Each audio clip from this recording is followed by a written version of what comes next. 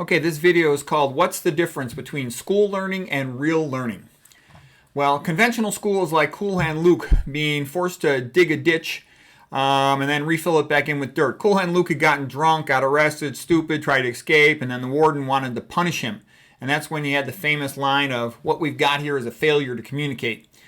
And so as soon as he's done digging this hole, they'd make him fill it back in and then repeat the process. Dig the hole and fill it back in. And that's a lot like regular conventional schools where the student has required to study something they don't want to study. Then they have to take a test on it where they memorize this whole list of words. The student and the teacher both know after the test the kid's going to forget everything. And that's really a waste of time. It's the intellectual equivalent of a punishment, like making them dig the hole, fill it back in, dig the hole, fill it back in again.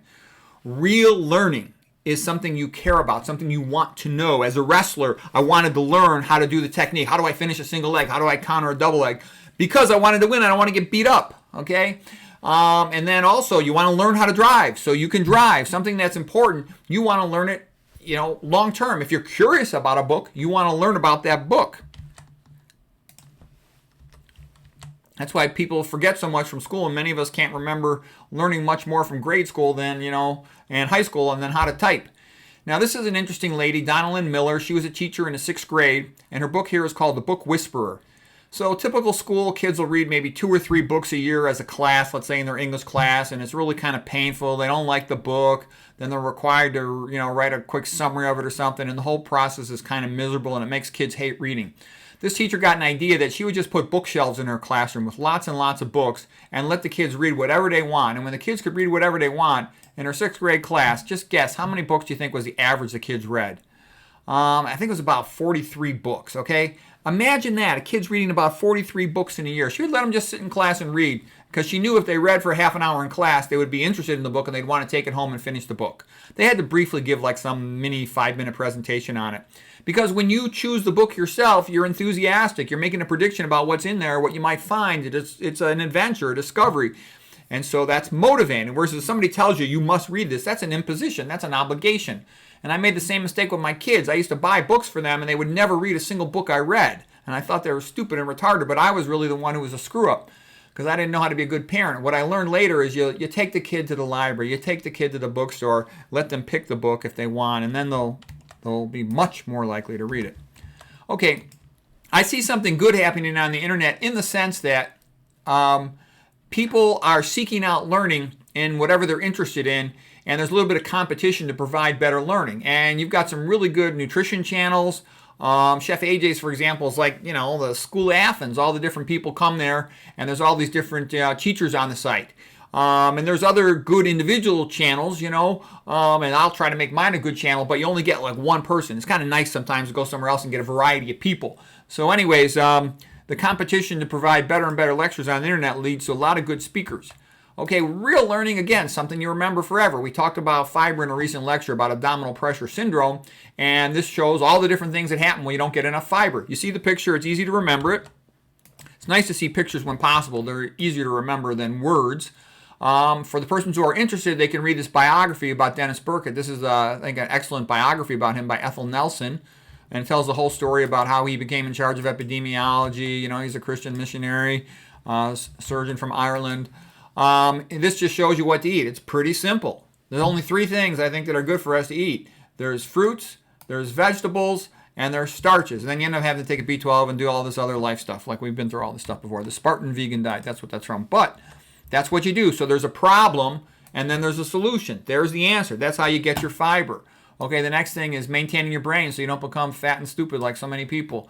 I've had doctors, doctors not even just tell me that almost every single one of their patients is cognitively slow after 60. I've had doctors now telling me that almost every single one of their patients after 50 years of age they think is cognitively slow, and it's sad and pathetic, they tell me. Okay, these are internists telling me they're concerned about it. Cognitive impairment and decline in function is a very common problem in American society.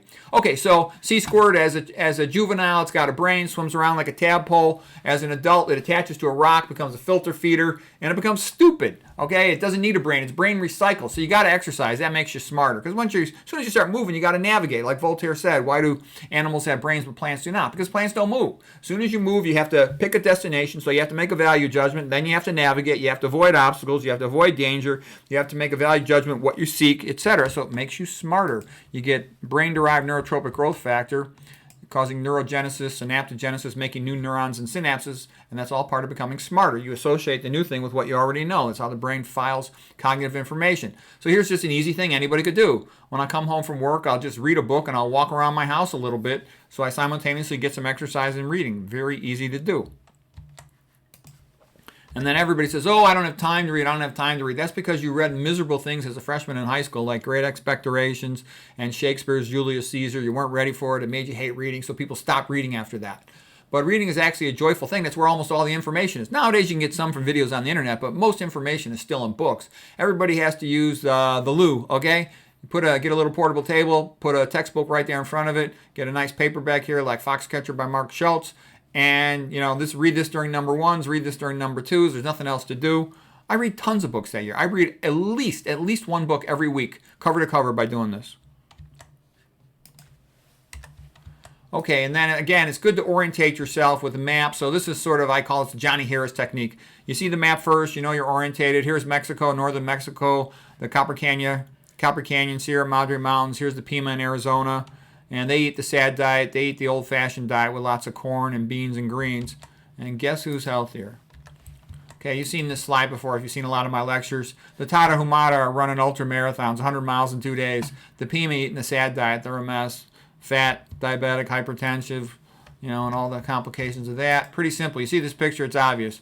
You go low-fat, low-sodium vegan, you got a good chance to die around 90 without any problems, die old age. You go the whole typical meat, oil, sad diet, you're going to get drug, chop, screwed, premature death, bankrupt. Okay, we talked about the different patterns of atherosclerosis. This is the so-called Asian atherosclerosis, like in Japan, where they were eating tons of sodium and smoking cigarettes and becoming hypertensive. Diabetes alone can also produce this pattern, but this is sort of the Japanese pattern here of Asian atherosclerosis. It's been described in neurology journals, versus the Western pattern atherosclerosis is eating the high-fat diets. They'll get carotid artery atherosclerosis, coronary artery atherosclerosis. So this picture makes it pretty easy to remember. It's nice to have stuff in a picture form. This chart shows basically you go low-fat, low-sodium vegan, and you minimize your risk of all this stuff: diabetes, obesity, hypertension, myocardial infarction, stroke, impotence, and then this last one here is supposed to be cancer. So you kind of win the whole game, and there's really not much in life that gets better than that. That's like winning the jackpot. So anyways, that was the point. Real learning, things you care about, like how do you improve your health, how do you improve your mind, etc.